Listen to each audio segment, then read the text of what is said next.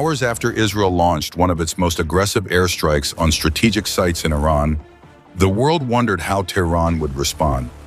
It didn't take long to get its answer. That night, Israel's air defense systems were forced to operate beyond their limits. From western Iran, hundreds of missiles and drones were simultaneously launched into the heart of Israel. Tel Aviv, a city long considered a symbol of economic strength and stability, became one of the main targets, surprising not only in the number of projectiles fired, but also in the speed and scope of the coordinated attacks.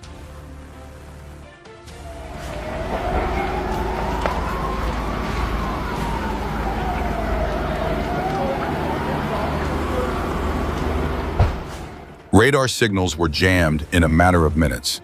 Thousands of civilians rushed to shelters. What happened that night shook not only Israel, but also the world, signaling a new level of conflict. The tension between Israel and the broader region is not new, but the latest escalation began when Israel, with the tacit support of the United States and its allies, launched an air operation targeting several areas in Iran. These included nuclear facilities, military headquarters, and strategic communication centers. A number of Iranian scientists and officials were also reportedly killed. The reason given was that Iran was accelerating its nuclear program. However, the attack was heavily criticized. There was no concrete evidence supporting the claims, and even the IAEA, the World Nuclear Agency, did not issue any official statement on serious violations committed by Iran. In other words, the accusation lacked a strong foundation.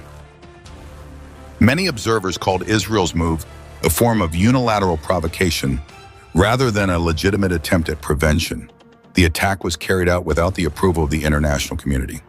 Iran, in turn, responded as a means of defending its sovereignty. More than 150 ballistic missiles, including Shahab-3 and Sajil models, were launched from Iran into Israel, along with approximately 100 kamikaze and reconnaissance drones. All were aimed at various strategic targets: Tel Aviv, Jerusalem, the Negev military base, and infrastructure in Ashdod and Beersheba. According to preliminary field defense and mission reports, dozens of impacts occurred across Tel Aviv. Smoke billowed from industrial areas, and explosions echoed through the southern districts of the city. Sirens wailed incessantly. Residents ran to bunkers in the cities of Ashkelon and Netivot. A number of buildings were destroyed, fires engulfed residential areas. Ambulances and rescue teams moved frantically through the streets. Meanwhile, the clear sky exploded with flames as interceptors engaged incoming projectiles over Jerusalem. Although most of the missiles were intercepted, the massive and simultaneous scale of the attack overwhelmed the Israeli defense systems. The Israeli military itself admitted that it was one of the most complex and coordinated attacks they had ever experienced. In response, Israel deployed all of its best air defense systems, from the Iron Dome to David's sling and arrow. Israel's allies, including the United States and Britain, assisted with detection and interception operations from military bases across the Middle East.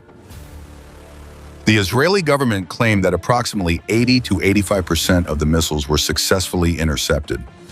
This defense performance demonstrated the effectiveness of their system. However, the Iranian military stated otherwise. According to Tehran's official claim, dozens of ballistic missiles struck military command centers and infrastructure, even causing damage in Tel Aviv. Videos showed vital industrial areas engulfed in flames. Several independent analysts confirmed major damage in some districts, though it remained unclear whether it was caused directly by missiles or by fragments from intercepted projectiles. What is clear is that the Israeli defense system is no longer seen as impenetrable. A layered and simultaneous attack of this scale exposed vulnerabilities, leaving the world on edge. Now, the UN Security Council is preparing to hold an emergency session. The United States has urged Israel not to retaliate excessively, while also reaffirming its support for Israel's right to defend itself. On the other hand, Russia and China have called for an immediate cessation of violence. Humanitarian organizations are bracing for a potential refugee crisis if the war escalates. This attack proved one important fact. Iran now possesses the capability for long-range, high-accuracy, high-volume strikes. They are able to design complex attack schemes that combine drones, missiles, and saturation tactics, enough to disrupt even advanced defense systems. For Israel, although most of the physical damage may have been mitigated, the psychological toll remains high. The pressure in the future will not only come from Iran, but also from Hezbollah in the north and other Iranian proxy groups in Iraq and Syria. In other words, a new era of high-tech asymmetric warfare has begun. Iran has shown that it will not remain passive when attacked. Israel must now decide whether to escalate further or return to the path of diplomacy. But the next move will not be made in a negotiation room. As is often the case in the Middle East, the hope for peace too often depends on who fired the last shot. This video is presented for educational and informational purposes based on facts and balanced analysis. We do not promote violence, hatred, or hate speech against any group.